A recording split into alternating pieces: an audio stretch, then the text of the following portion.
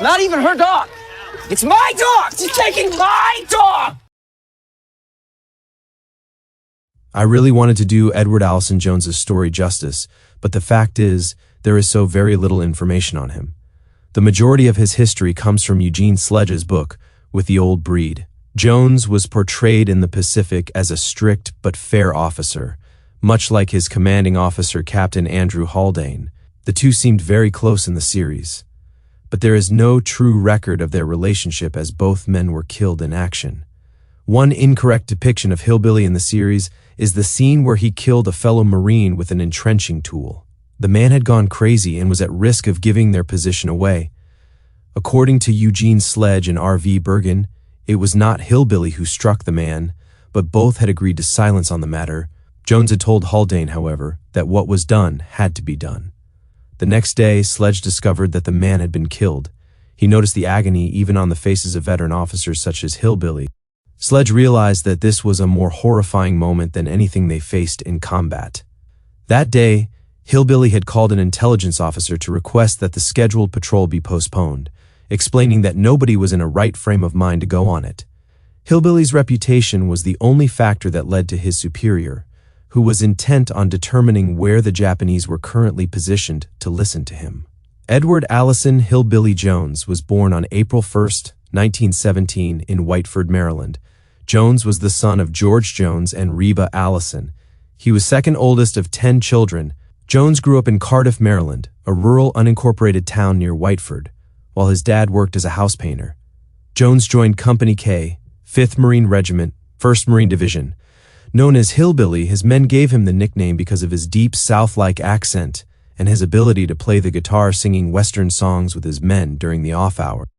Following is the description Private Eugene Sledge wrote in his memoirs of his platoon leader, First Lieutenant Edward Hillbilly Jones. Sledge had been badly shaken by the horrors of the Battle of Peleliu in 1944, and Jones's confidence and presence were able to put him at ease. When Sledge had first met Hillbilly, he described the conversation as one of the most decisive in his life.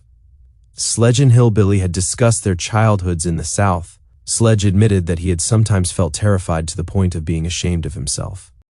Hillbilly replied that he too experienced deep fear, but that the most important thing is performing one's duty anyway. The words meant reassurance for Sledge. Hillbilly was second only to Captain Andrew Haldane in popularity among Company K's enlisted men. He was a clean-cut, handsome man with a light complexion and a solid build. Hillbilly mentioned he had served as an enlisted man for several years before the war, went to the Pacific with the company, and was commissioned after Guadalcanal. He didn't explain why he became an officer, but word among the men was that his performance on Guadalcanal had been exceptional. During the war, it was a common joke among enlisted men that a commission made someone an officer and a gentleman by an act of Congress. While Hillbilly's commission may have made him an officer, he was naturally a gentleman. Even in the filth of the battlefield, his face always looked clean and fresh. He was physically resilient and clearly strong in character. Although he sweated like everyone else, he somehow seemed above the grim and unpleasant conditions we faced in the field. Hillbilly spoke in a calm and friendly tone even when giving orders. His accent was soft and more reminiscent of the Deep South, which I found familiar than of the hill country. There was a strong mutual respect and genuine warmth between this man and all the Marines he knew. He had the gift of being approachable without crossing boundaries with the enlisted men.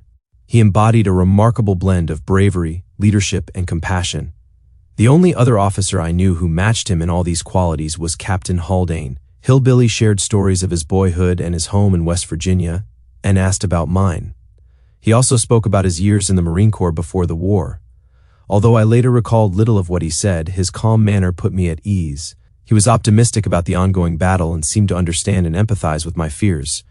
I confessed to him that I'd often been so terrified I felt ashamed, especially since some men seemed less fearful. He dismissed my shame, assuring me that my fear was no greater than anyone else's. I was just honest enough to admit it. He told me that he too was afraid, and that the first battle was always the hardest because of the unknown. Everyone felt fear, Hillbilly explained.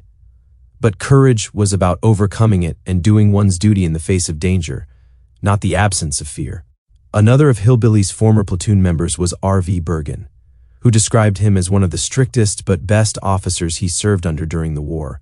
He went by the book every day and on every matter, Bergen said. He told us no matter where we were, we should act like Marines, and if we didn't want to, he would make us act like Marines.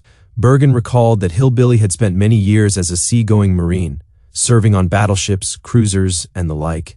He had spent his pre-war years as an enlisted man before being commissioned in the field following his actions at Guadalcanal. According to Bergen, he never spoke of his time on Guadalcanal. Edward Allison Hillbilly Jones was killed on October 10, 1944 on Peleliu during the Battle of Bloody Nose Ridge at a location referred to as Dead Man's Curve. He was age 27. Hillbilly was posthumously awarded the Silver Star for his actions on this day. His citation reads as follows: "For conspicuous gallantry and intrepidity while serving as a platoon leader, attached to the 3rd Battalion, 5th Marines. 1st Marine Division during action against enemy Japanese forces on Peleliu Island, Palau Group, 4th and 10th October 1944. Although wounded in the hand by hostile small arms fire during an attack against a strongly held position in the vicinity of the Five Sisters, 1st Lieutenant. Jones directed the fire of friendly tanks against the enemy until his platoon was able to move in and take its objective with a minimum of casualties. With the movements of his platoon seriously hampered by Japanese snipers on 10th October, he boldly stood behind a tank turret and effectively directed telling fire on enemy positions until he was mortally wounded. His aggressive fighting spirit and outstanding courage in the face of grave peril were contributing factors in the success of these operations, and in keeping with the highest traditions of the United States Naval Service, he gallantly gave his life for his country. Neither Hillbilly's nor Captain Haldane's moments of wounding were portrayed in the series, but the aftermath of both men's demise was no doubt an accurate depiction of the loss and respect felt by the remainder of the company. Hillbilly was laid to rest at Slate Ridge Cemetery, Delta, York County, Pennsylvania.